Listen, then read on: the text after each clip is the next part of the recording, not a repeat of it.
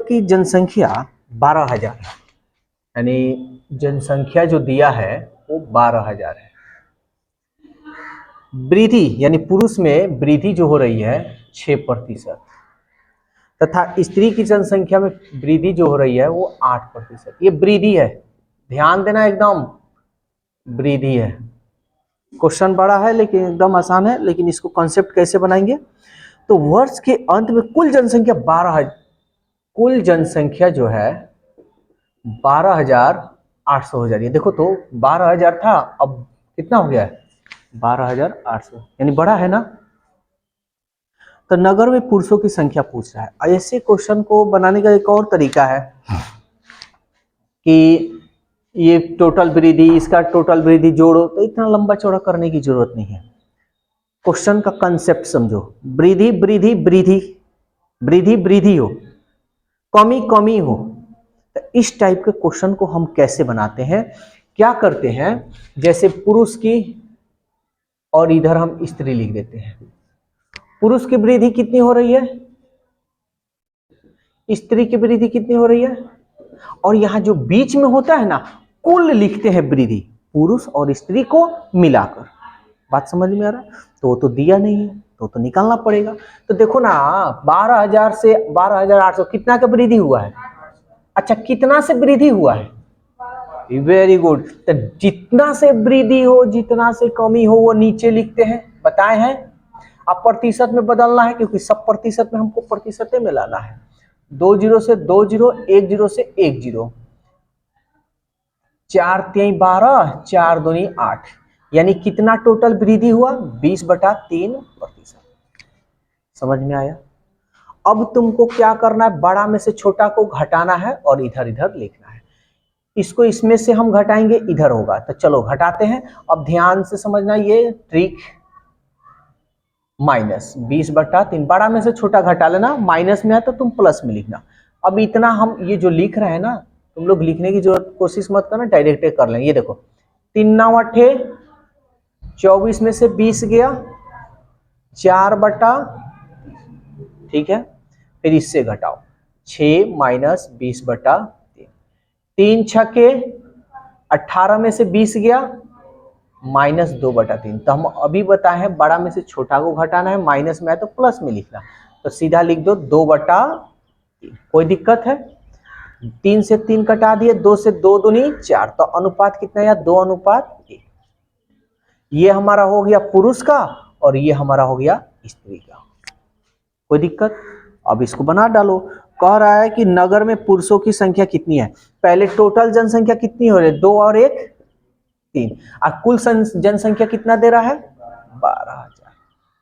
सवाल पूछ रहा है पुरुष की जनसंख्या, तो पुरुष कितना है भाई 2 है ना, तो अनुपात 2 का मान। तो यही कटा लो पहले, 3 चौके 12, 3 जीरो, 2 चौके 8, यानी पुरुषों को जो पुरुष की जो संख्या वो कितनी है 8,000।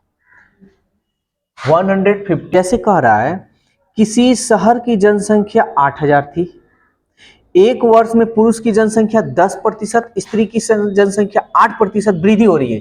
इधर पुरुष दे रहा है और इधर स्त्री दे रहा है। तो पुरुष की वृद्धि कितनी हो रही है 10%, स्त्री की वृद्धि हो रही है 8%, लेकिन कुल जनसंख्या में वृद्धि 9%, बीच में लिखेंगे, ठीक है। शहर में पुरुषों की संख्या कितनी है, तो चलो घटा लो, बड़ा में से छोटा घटा लो। 9 में से 8 गया 1, और 10 में से 9 गया 1, अनुपात 1 और अनुपात 1। तो सवाल कर रहा है शहर में पुरुषों, कुल पुरुष कितने हो रहे हैं 1 और 1 2, अनुपात 2, और सवाल दे रहा है कितना 8,000। तो क्वेश्चन पूछ रहा है कि शहर में पुरुषों की संख्या कितनी है, तो पुरुष की संख्या क्या है ना, अनुपात 1, 2 चौके 8, इससे गुना करोगे 4। सेम क्वेश्चन, कोई डिफरेंस नहीं था। यहां पे हमको कुल निकालना था और यहां पे ऑलरेडी कुल दे दिया है, ठीक है ना। 159 कह रहा है एक आदमी की आय 5% प्रति वर्ष बढ़ती है। यदि उसकी आय इस समय 620 रुपया हो तो आज से 2 वर्ष बाद की उसकी आय क्या होगा, यानी 2 वर्ष बाद की आय पूछ रहा है। तो चलो देखते हैं। तो सबसे पहले इसके लिए एक फॉर्मूला तुम लोग को याद रखना होगा। क्या? तो ए बराबर P into 1 plus R by 100 के पावर n। ये फॉर्मूला याद रखना, बहुत आसान है। ए किसको कहते हैं? मिश्रधन को कहते हैं, मिश्रधन। P किसको कहते हैं? मूलधन को कहते हैं, क्लास 8 में पढ़े होंगे। R किसको कहते हैं? दर को। N किसको कहते हैं? समय को। P किसको कहते हैं? तो मूलधन, यानी जब तुम पैसा जमा करते हो जिस समय, या पहली पहली जो तुम्हारी जो जनसंख्या होती है उसको हम P कहते हैं। मिश्रधन 2 साल के बाद, 3 साल के बाद जितना तुम पैसा जमा किए और ब्याज मिलाकर, दोनों को मिलाकर अगर दे तो वो होता है हमारा मिश्रधन। यानी एक तो तुम पैसा जमा किए वो, जो वृद्धि हुआ पैसे की ब्याज उसको मिला दो, तो इसको कहते हैं हमारा मिश्रधन। तो तुम ऐसे भी इसको कह सकते हो मूलधन प्लस ब्याज, ठीक है ना। इसी पे पूरा बन जाएगा। दर कितना प्रतिशत से बढ़ रहा है? 2%, 3%, और समय तो जानते हो। तो चलो अब आसान हो गया क्वेश्चन। तो अब कह रहा है आज से 2 वर्ष बाद की आय पूछ रहा है। तो आज से 2 वर्ष यानी ए का मान अब यहां दे रहा है, यहां चलो लिख कर बता देते हैं। 5% है, ये तुम्हारा आर का मान हो गया, ठीक है ना। 620 रुपया, यानी इस समय अभी 620 रुपया हो तो आज से 2 वर्ष बाद, तब पी का मान तुम्हारा अभी अभी का बात बोल रहा है, तो 620 रुपया। तो आज से 2 वर्ष बाद, यानी एन का मान दिया है 2 वर्ष। तो ये तो एक फॉर्मूला हम कंसेप्ट बता रहे हैं। सपोज दैट अगर तुम भूल गए तो कैसे निकालोगे, तो चलो निकाल कर दिखाते हैं। तो ए हमको निकालना है, 2 साल के बाद बोल रहा है, 2 साल के बाद ब्याज और मूलधन। तो फॉर्मूला होता है P into 1 plus R by 100 के पावर n। P का मान देखो तो क्या है? 620। 1 आर का मान कितना है? 5 बटा 100। n का मान 2। तो अब यह कटे सो कटा दो, 5 दूनी 10, 20 से कम 20, अब 20 और 1 21। 21 बटा 20 का स्क्वायर है, तो स्क्वायर 620।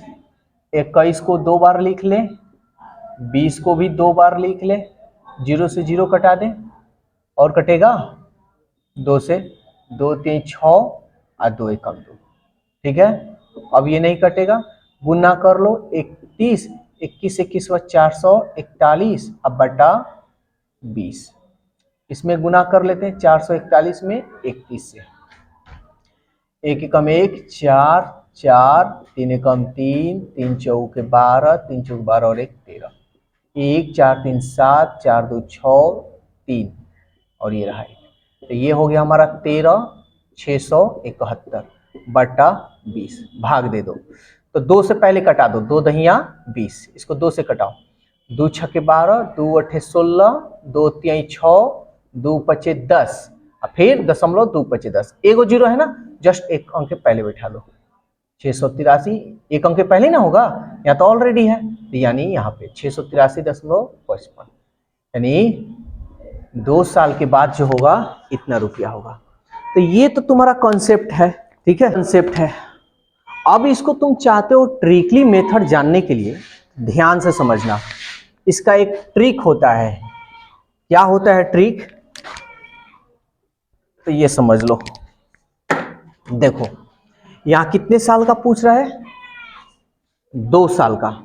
तो सबसे पहले तुमको कैसे इसको निकालना होगा, तो पहले समझो, पहले 2 वर्ष का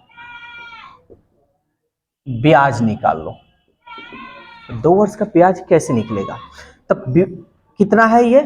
5%, 5 का स्क्वायर कर लो, 25, इसका स्क्वायर करेंगे और 2 अंक के जस्ट पहले ही हम बैठाएंगे, तो 1 2 हो गया। अब इस 5 में इस समय से गुना कर लो, 5 दूनी 10, ये तुम्हारा 2 वर्ष का इतना ब्याज हो गया। सवाल ये पूछ रहा है कि भाई 2 साल के बाद कितना पैसा होगा। तो ये बताओ, अभी अभी तो 620 है ना, तो 100% का तो मान दे दिया 620 रुपया। तो सवाल पूछ रहा है कि 2 साल के बाद आपका टोटल पैसा कितना होगा।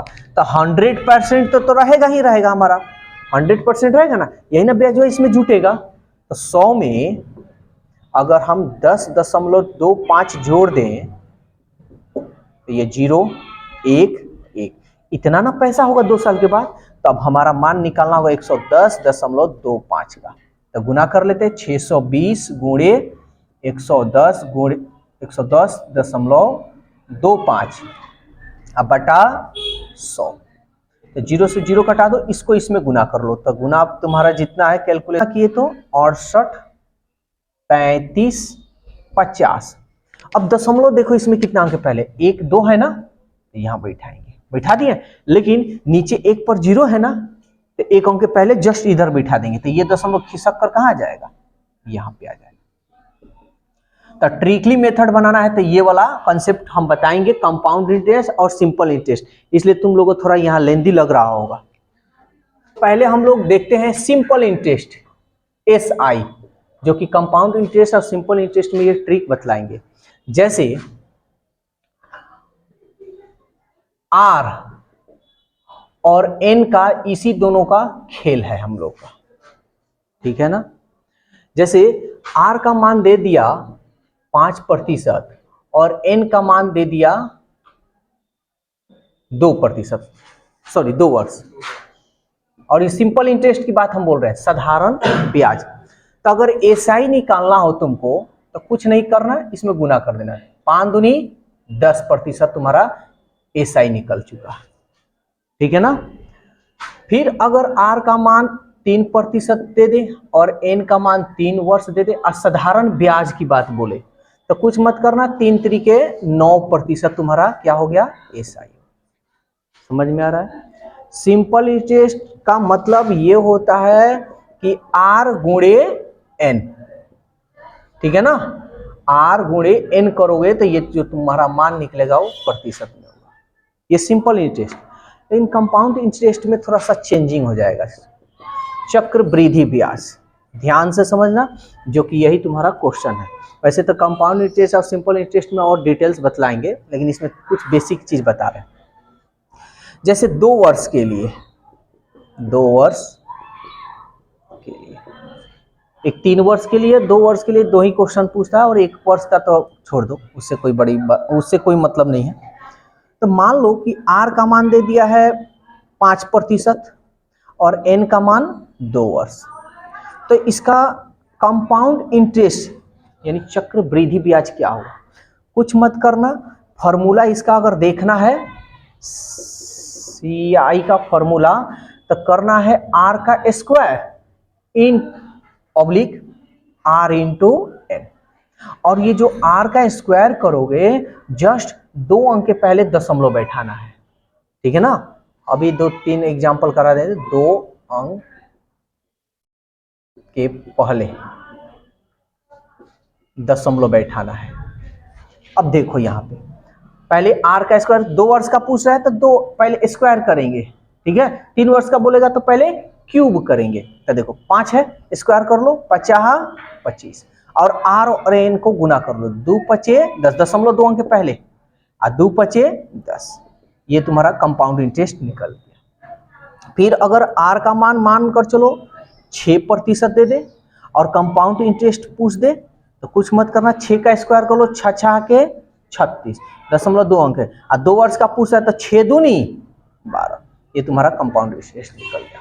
फिर ले लेते हैं, R का मान लो 2 ही है और N 2 है, तो कंपाउंड इंटरेस्ट निकालना है तो 2 का स्क्वायर कर लो, 2 दूनी 4, अंक तो कहीं को आया, हमको 2 अंक के पहले बैठाना है तो 0 बैठाएंगे, दशमलव, इसको इसमें गुना करेंगे, 2 दूनी 4, ये हमारा जिसका रहेगा उसी का। फिर CI, फिर मान लो कि R का जगह पर 10 दे दे, 10% और N के जगह पर N 2 वर्ष, तो इसका स्क्वायर कर लो, तो 10 दहिया 100, हमको 2 ही अंक चाहिए, तो हासिल ये बच जाएगा ना 1 दशमलव, इसको गुना कर लो 10 दूनी 20 में इसका हासिल जोड़ लो 21, यानी CI कितना निकला 21। सबसे आसान, इससे आसान कोई ट्रिक नहीं, सबसे आसान है। कोई दिक्कत 2 वर्ष में? तो 2 वर्ष का तो हो गया। अब 3 वर्ष के लिए, 3 वर्ष के लिए कंपाउंड इंटरेस्ट और सिंपल इंटरेस्ट जब बताएंगे ना और डिटेल्स बताएंगे, वैसे तो यही है खास, और कुछ खास नहीं है। अब मान लो कि R का मान तुम्हारा दे दे 2% और N है हमारा 3 वर्ष, तो अब CI कैसे निकलेगा? तो अभी हम एक छोटा सा कंसेप्ट बोले हैं कि 2 वर्ष का बोले तो स्क्वायर करना, 3 वर्ष का बोले तो क्यूब करना। तब ध्यान से समझना इसका क्या होगा 2 का, इसको फॉर्मूला कैसे हम बनाएंगे? R का क्यूब करेंगे, 2 अंक के पहले अभी नहीं बैठाना है, ठीक है ना। फिर R का स्क्वायर करेंगे और इंटू N करेंगे, फिर क्या करेंगे R इंटू N करेंगे। इतना लेकर चलना, माइंड में तुम लोग को फट रहा होगा इतना, तो ये कंपटीशन है, ठीक है ना। ये जो चीज है 2-4 बार करोगे तो एकदम आसान हो जाएगा, ध्यान से समझना। R का क्यूब करेंगे तो कितना होगा 2 दूनी 4, 2 का क्यूब कर लो 8 हो गया। 2 अंक हमको लेकर बैठाना है, बैठ गया।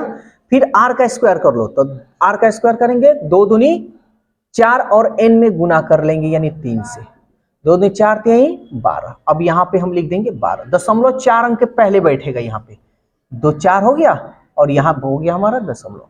R में N से कर लो 3 दूनी 6, ये हो गया कंपाउंड इंटरेस्ट।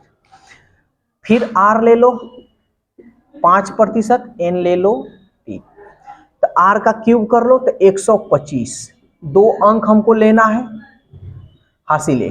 फिर R का स्क्वायर करो 50 25 25 3 75 और 1 76, ये 2 ही अंक आ रहा है, 4 अंक के पहले दशमलव बैठाना है, इसको गुना कर लो 5 3 15, ये हमारा हो गया कंपाउंड इंटरेस्ट। समझ में आ रहा? बहुत आसान है, इसको बस प्रैक्टिस की जरूरत है। अब मान लो R कुछ और भी ले लेते हैं, हाँ क्या चीज अभी बता रहे हैं। फिर एक और क्वेश्चन देख लो, जैसे मान लो 6% ले लो, N का मान 3 ले लो, 6 का क्यूब कर लो कितना होगा 216, 2 अंक ले लिए बैठा लो, हासिल हो गया 2। ये बड़ी क्वेश्चन पूछता है और इसके अलावा कोई इसका ट्रिक है ही नहीं, 2 बच गया। फिर 6 का स्क्वायर कर लो 6 6 के 36, 36 में 3 से कर लो, तो 36 में 3 से करेंगे 3 6 18, 3 3 9 1 108, और इसका हासिल छोड़े थे ना, तो 108 में 2 जोड़ेंगे तो 110, 2 ही अंक हमको लेना है, तो ये हमारा हो गया 10, हासिल 1 बच गया। इसको गुना करो 6 3 18, 18 और 1 19, 0.4 अंक के पहले बैठाना है, ये हमारा हो गया कंपाउंड इंटरेस्ट। एक और ले लेते हैं, R का मान ले लेते हैं 10%, ठीक है, और N का मान तो 3 ही रहेगा। तो पहले तो क्यूब करेंगे, तो 10 का क्यूब करेंगे तो कितना होगा 1000, 2 अंक ले लेना, हासिल अब बच गया 10।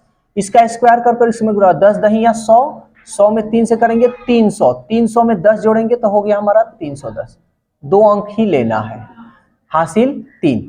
इसको गुना करो 10 3 30, 30 में हम दशमलव बैठा लो, 10 3 30, 30 में 3 जोड़ेंगे 33, ये तुम्हारा CI का यानी कंपाउंड इंटरेस्ट निकल गया।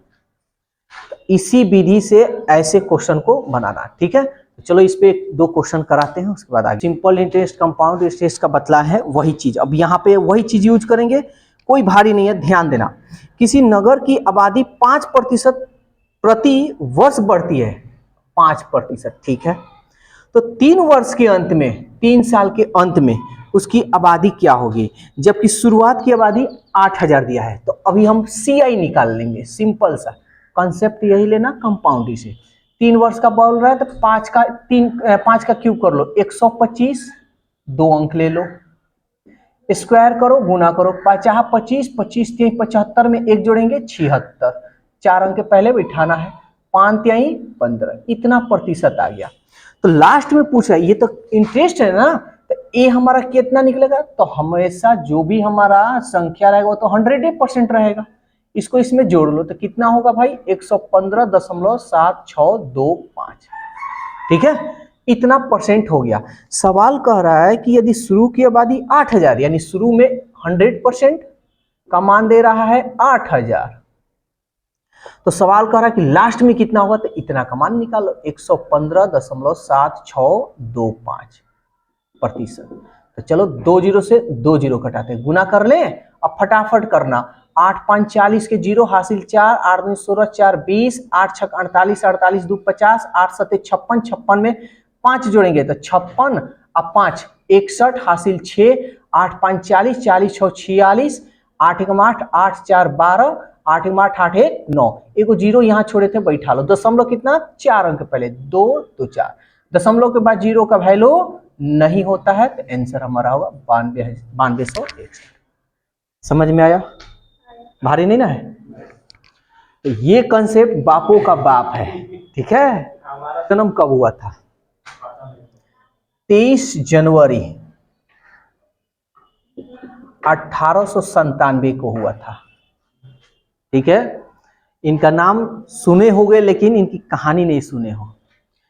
ये जब पढ़ाई, इनके पिताजी कहें कि तुम इस चीज की तैयारी करो, वो था ICS, इंडियन सिविल सर्विस का कोर्स होता है, 4 साल का उस वक्त जब थे। ठीक है, तो ये 4 साल का पढ़ाई करने के लिए इनको, यहाँ इंडिया में पढ़ाई इसका नहीं होता था, अब हो रहा है।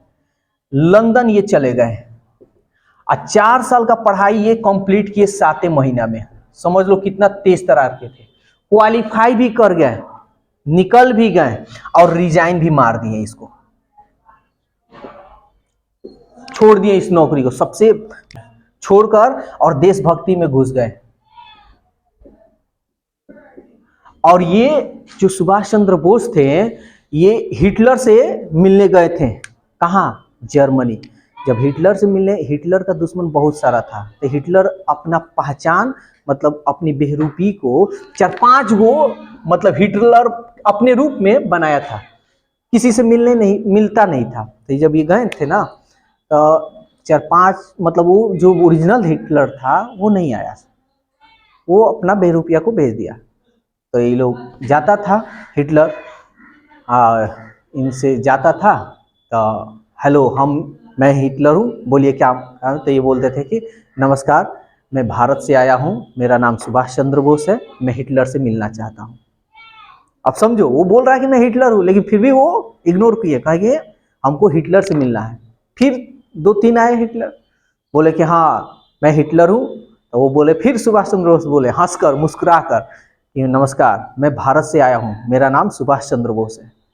तो जो ओरिजिनल हिटलर था वो घबरा गया, और भाई ये कौन आदमी आ गया है, इतना बेरुपया को हम इतना साल से चला रहे हैं, जहाँ काम होता वो ओरिजिनल हिटलर जाता ही नहीं था, क्योंकि उसका ऑटो बहुत सारा दुश्मन थे। तो बाद में आया, वो घबरा गया कि भाई कौन है कि पहचान ले रहा है, आज तक हमको दुनिया में कोई पहचाना नहीं। तो हिटलर आया तो दूर से ही बोल रहा कि हाँ बोलिए क्या काम है। तो बोल रहा, तब ये बोले कि नमस्कार, मैं भारत से आया हूँ, मैं सुभाष चंद्र बोस हूँ, आपसे मिलना है। तो वहाँ डिस्कस किए, तो हिटलर घबरा गया था, दूरी से था, नजदीक जाता ही नहीं था, क्योंकि कौन उसको मार दे। तो वो हिटलर बोला, पहले तो पूछा भाई आप ये बताइए पहले मेरे को पहचाने कैसे कि मैं ही हिटलर हूँ, हमारे इतने जो बेरुपये हैं उनको तो बहुत जगह कामों पर भेजते हैं, सारा काम वही करते हैं, हम तो अंदर ही रहते हैं। तो बोले कि देखिए हम आपसे मदद लेने के लिए आए। तो आपके चेहरे पर वो गर्व वाली बात नहीं थी कि मेरे से कोई भारत से आया कोई व्यक्ति मदद के लिए। ठीक है, और दूसरी बात कि आपका जो भी हिटलर, जो भी व्यक्ति थे, वो पहले ही हाथ मिलाने के लिए बढ़ा देते थे। तो वो उसी वक्त बोले कि अब ये सुभाष चंद्र बोस कोई ऑर्डिनरी आदमी नहीं है। और समझ